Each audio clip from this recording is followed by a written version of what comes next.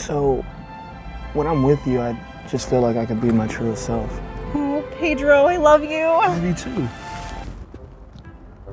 That's me, eating a sandwich alone in the bushes.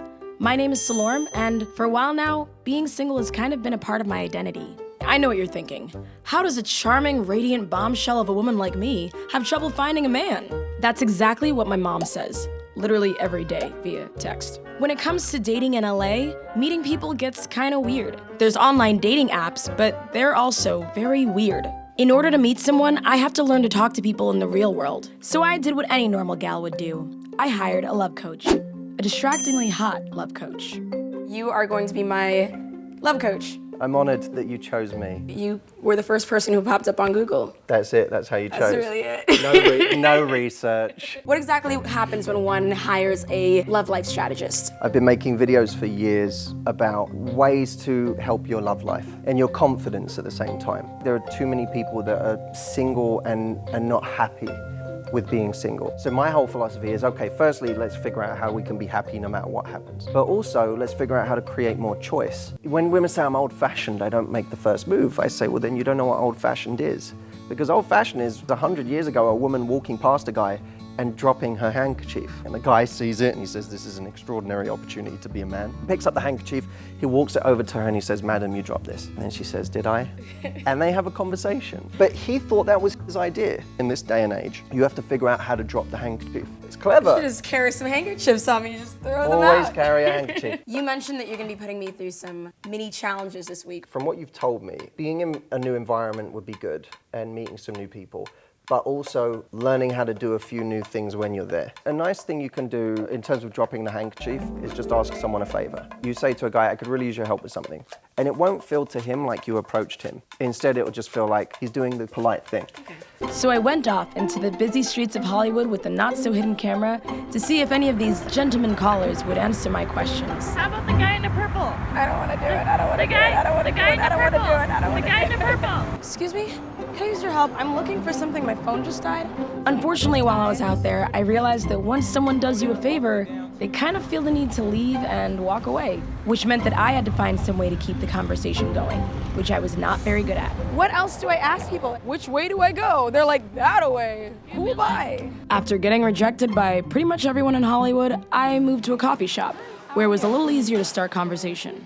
I decided I was going to talk to a man who was reading newspapers in the corner, and I proceeded to do the most awkward dance around the room to find a way to talk to him. I found a way to start a conversation by grabbing the newspaper he was reading and asking if it was any good. And it actually started a long and interesting conversation between the two of us. Matthew is right. By asking a favor, I was able to break the wall and engage in conversation with a perfect stranger. Success! When you are talking to a guy, touch is really important. They don't even necessarily register it consciously, but they'll register more of a connection with you than the last person they spoke to. People wonder why it's so hard to kiss someone at the end of a first date, because the whole date we didn't touch, and then all of a sudden I'm supposed to like lean in and bridge this mile-long gap. If we've been doing that during the date, then it's much easier for us to feel closer together. So my mission to you is touch someone in the first 60 seconds. That just sounds so weird.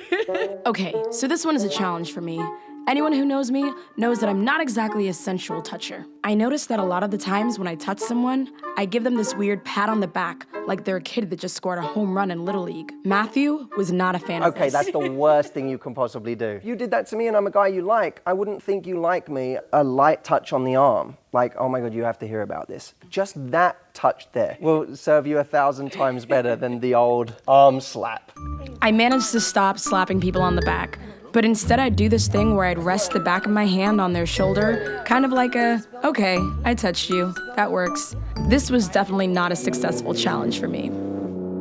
One of the things that makes me scared is if I think I'm gonna have to walk up to someone, start a whole conversation, and then stay there. Instead, here's something you can try. I call it two-hit theory. Let's say I go to the bar and order a drink. You could be standing next to me, and I go, hey, how are you? And you are, I'm fine. And I go, great, I hope you're having a great night. And maybe I cheers you, and then I walk off. But the great thing about that is when you leave, you now seem much more approachable to that person, because you already approached them.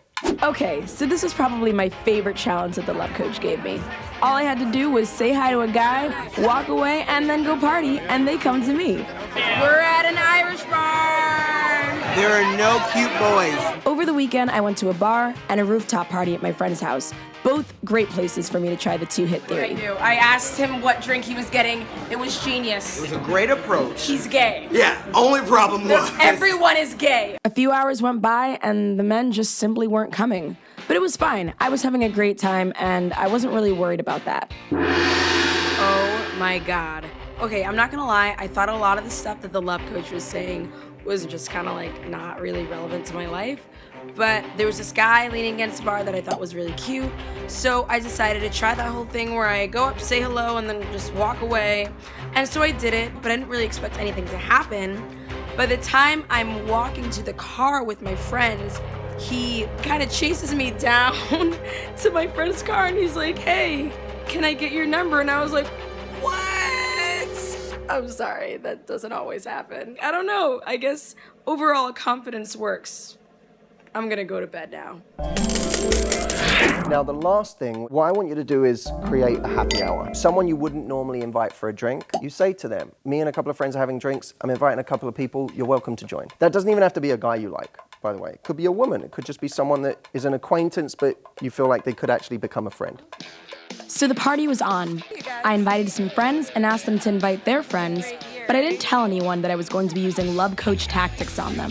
So the goal for the day, initiate conversation by using the two-hit theory or asking a favor, and touch someone within the first 60 seconds.